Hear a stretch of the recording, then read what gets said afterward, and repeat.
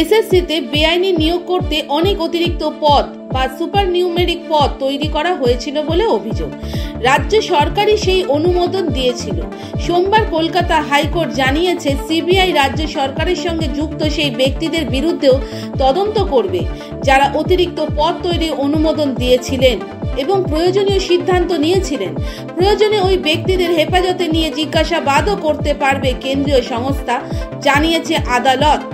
SSC মামলার নির্দেশনামায় আদালত জানিয়েছে এই দুর্নীতির প্রকৃতি এবং ব্যাপ্তি জানাতে কারা এর সঙ্গে জড়িত তা বুঝতে সিবিআই তদন্ত আবশ্যিক। অতিরিক্ত পদগুলি তৈরির বিষয়ে আরও তদন্ত করতে হবে সিবিআইকে। এই প্রসঙ্গে আদালতের মন্তব্য, রাজ্য সরকারের মন্ত্রিসভাও এসএসসিতে বেআইনি চাকরি রক্ষা করার স্বার্থে বিভিন্ন সিদ্ধান্ত নিয়েছে, যা বিস্ময়কর। এই নিয়োগগুলি প্যানেলের বাইরে এবং প্যানেলের মেয়াদ শেষ হয়ে যাওয়ার পরে করা হয়েছে তা জেনেও চাকরি বাঁচাতে চেয়েছেন সরকারের সঙ্গে যুক্ত ব্যক্তিরা। এবার এই রায়ে রাজ্য মন্ত্রিসভা যে বেকায়দায় পড়বে বলাই বাহুল্য। এবার কোন কোন মাথা তদন্তের আওতায় আসবে তা নিয়ে যথেষ্ট কৌতূহল রাজনৈতিক মহলে। এবার জানতে হবে সুপার নিউমেরিক পদ কি।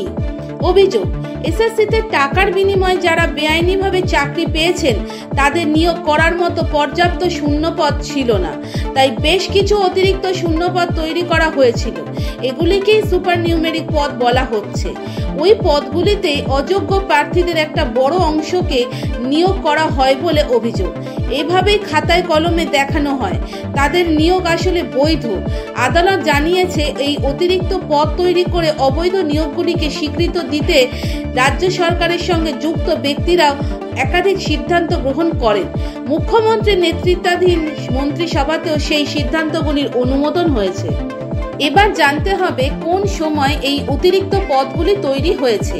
এসএসসি মামলার তদন্ত করতে গিয়ে স্কুল শিক্ষা দপ্তরের একটি চিঠি হাতে পেয়েছে সিবিআই, যা তারা আদালতে জমা দিয়েছে। সেখানে চিঠির বিষয় হিসাবে বলা হয়েছে ওয়েটিং লিস্টে চাকরি প্রার্থীদের জন্য বিভিন্ন সরকারি এবং সরকার পোষিত স্কুলে কর্মশিক্ষা, শারীর শিক্ষা সহ সহকারী শিক্ষক এবং অশিক্ষক কর্মীর কিছু সুপার নিউমেরিক পোস্ট তৈরির প্রস্তাব। রাজ্য মন্ত্রিসভাকে ওই প্রস্তাব দেওয়া হয়েছে বলে অভিযোগ। প্রস্তাবপত্রে নবম দশমের জন্য 1932টি, একাদশ দ্বাদশের জন্য 247টি শিক্ষকের অতিরিক্ত পদ তৈরির কথা বলা হয়েছে।